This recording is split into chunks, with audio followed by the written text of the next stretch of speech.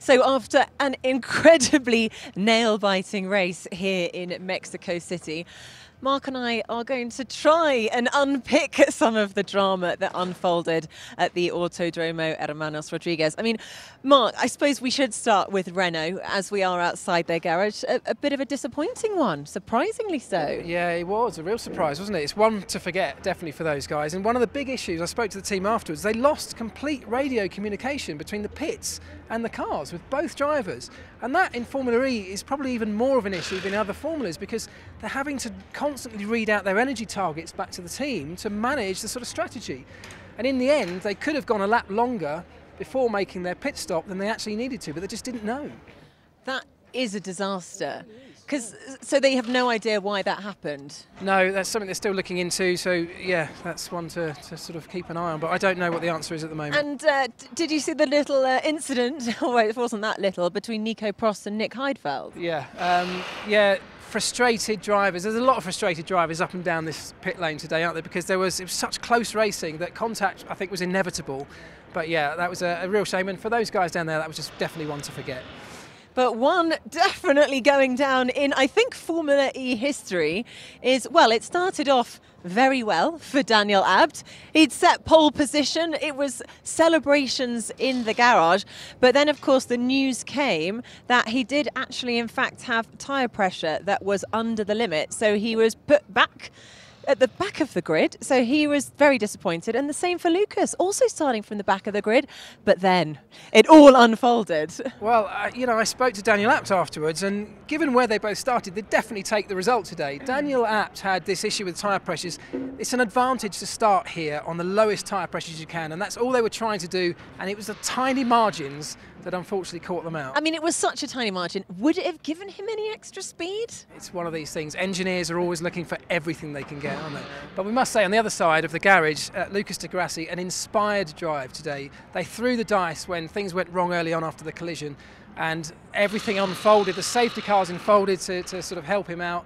But he drove so well managing his energy, and he thoroughly deserves that. He did. And also, when he had to come in after he was sort of caught up in the collisions at the start of the race, he came in very early on, and the team changed that nose in what seemed to me like in record time. I'm sure to him it felt like a million years. It was great, but it was an impressive result.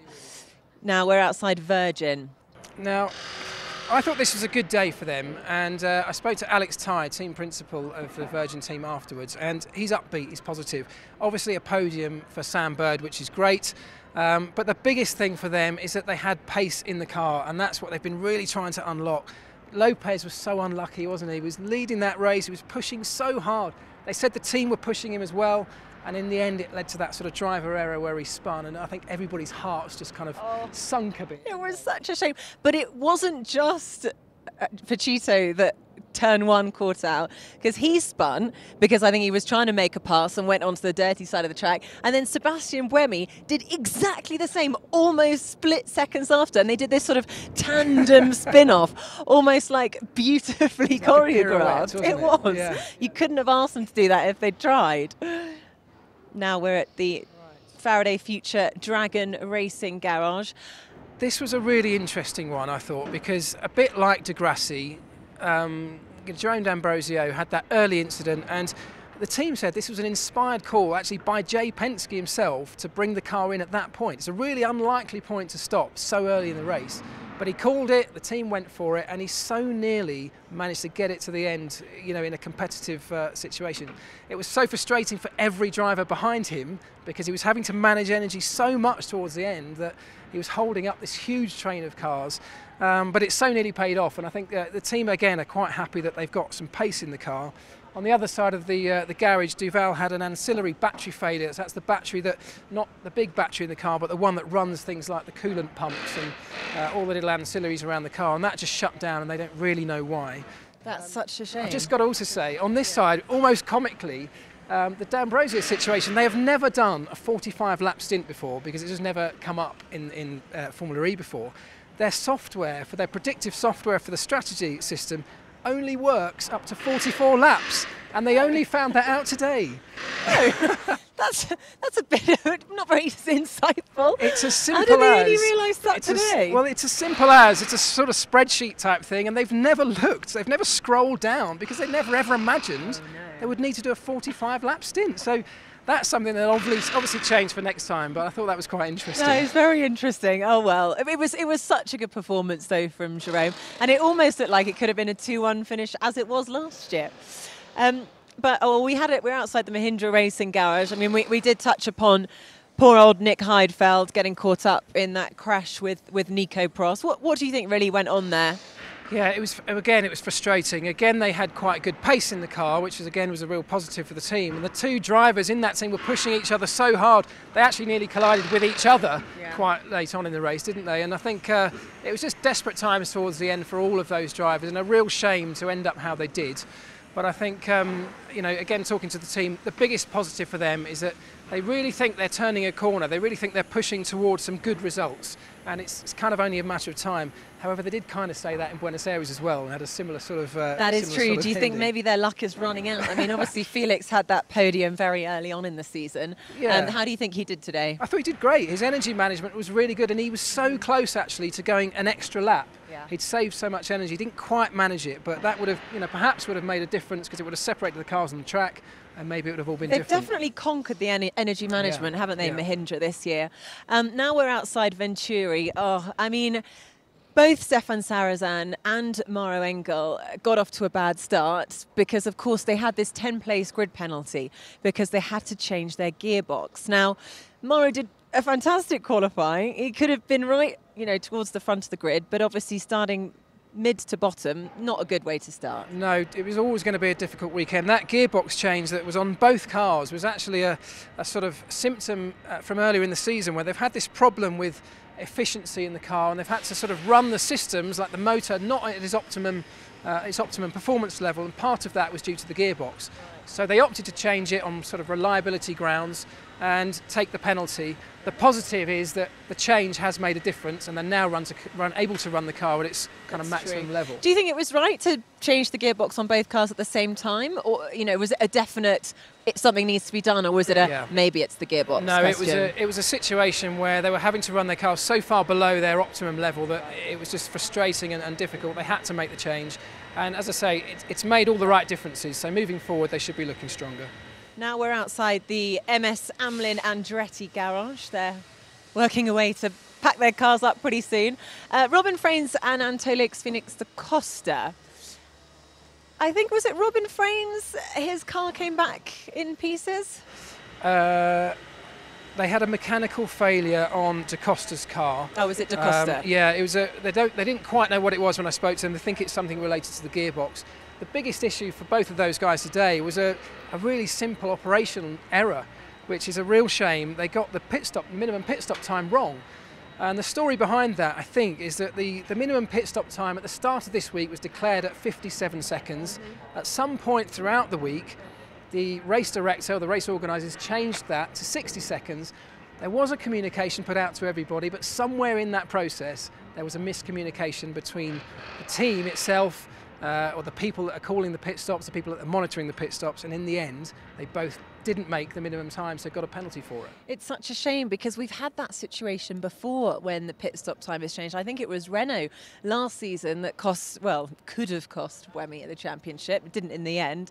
But there's lots of teams that are struggling or have struggled to sort of get the operational side as slick as it really needs to be. It's really improving now, I have to say. In season 3, it's very, very good, but there's still the odd one that trips people up. It's a reminder, isn't it, of just you've got to pay attention the entire time. Now, next EV, poor old Oliver Turvey. I mean, my heart bleeds for him, because I was really, really thrilled. He was from pole position. He had a fantastic start, was doing an exceptional job defending his position, and then just all of a sudden, out of nowhere, the car effectively switches off. He had a battery management system and just stops on track, and it's completely out of his hands. There's nothing he can do. It's your worst nightmare as a driver, isn't it? Well, is it? I don't know. Is it better for it to be your fault, or is it better to be somebody else's fault? I don't know. I think when he's leading the race, for the first time on his birthday, and then it stops, it's so hard to take. He was sat there in the car, he told me, that, you know, desperately trying to reset the system. He was getting messages pop up on his screen that he had no idea what they meant. He'd never seen them before, and he couldn't get it going in the end. And I mean, one to write off on both sides of that garage, really. Because I mean, we've had obviously cars stop on track before, but normally there is a sort of reboot, restart button, and they tend to get going. Control-Alt-Delete. Exactly. Why do you not do that? They don't really know, and the reason that it shut down in the first place could well have actually prevented them from restart. That could have been a similar problem that meant they couldn't restart it. So they don't really know. On the other side, actually, Nelson Piquet, a different strategy decision, because he was similar place on the track to Lucas de Grassi, might have actually made him a much better day, because Lucas, of course, did very well. Nelson Piquet had a difficult afternoon. I know, poor old Nelson. Yeah, the plus point for Turvey is that he's off on holiday now to celebrate his birthday for a week. So, well, Oliver, have a lovely holiday. Now, some success. What an awesome success story here for Jaguar Racing, who, you know, took this long break, a 12-year hiatus from motorsport, rejoined Formula E, and the pressure was really on them to score some points. And now we're in season 3, but we're in race 4, nearly a quarter of the way through the championship, and finally they've bagged some points. I think Mitch finishing in 4th, Adam Carroll finishing in 8th. I mean, what a way to get points. That's a great day, isn't it? And they were pushing each other. They were running very, very close, weren't they, at times? And I think we saw it in BA, in Buenos Aires. We saw a real step up from them, didn't we, in terms of their overall weekend. They qualified well, and even the race pace was good. And I think that's definitely carried forward to here. So, you know, coming in as a new team, it's a massive learning curve. And I think we're really seeing them actually starting to move up that. So that's a really nice sign. I mean, there was a lot of drama, you know, a lot of yellow flags, safety cars. Do you think their position is a true representation of what they're capable of during the rest of the season? They undoubtedly had a bit of luck today with some of those scenarios playing into their hands. But, you know, that's what you get in racing. And you make your own luck to a certain extent. And when it comes your way, you've got to be in a position to take it. And they did. Now, the final garage, the last word from Techeetah. Look what's down here. Aha. Oh, I wonder if there's anything left. I'm sure it will be empty, unfortunately. Jean-Eric Verne and Esteban Gutierrez. Well, I mean, quickly, let's chat about Esteban, because, of course, first race, debut performance. It was a home race. He had the pressure from the Mexican fans. He'd never really been in the car before. No. How did you think he got on? I thought he did really well. He'd only had 2 days in the simulator as well, which isn't very much. The team tell me he's been working so hard in preparation for this. He's been taking it so seriously. He really wanted to do well, and I think he's quite happy. Scored a point. And to do that on your debut, I think is pretty good going. And of course, on the other side of the garage, they got some champagne, as we see there. They did indeed. Jean-Eric Verne finishing the race in 2nd position. I mean, it was such a shame, because I obviously had a quick chat with him on the podium. And in the last race in Buenos Aires, it was the first time he'd got a 2nd place for Techeetah. Yeah. So it was an absolutely fantastic result. But this time round, he was really gutted. He really thought he was going to get that win, and really actually holds Jerome D'Ambrosio responsible for him not getting it. But then, is that not that Jerome did a really good job of holding him back? Absolutely, you know, it's racing. Great. That's what you're supposed to do. If Jerome just was going to sit back and say, "Of course, you can take the win. Don't let me stop you." No, absolutely. I thought it was really entertaining and a great result for both of these cars in here. And I think moving forward, it's only a matter of time before we see, particularly Jeff, but perhaps either of these cars winning a Formula E race. Well, it has been nice to see a new winner to celebrate here in Mexico City. I think that's all from both of us. I mean, the sun has definitely set, so thanks for joining us here in Mexico. And we'll be heading to Monaco next, hopefully in a more glamorous location. We'll find that yacht. See you then. See you later.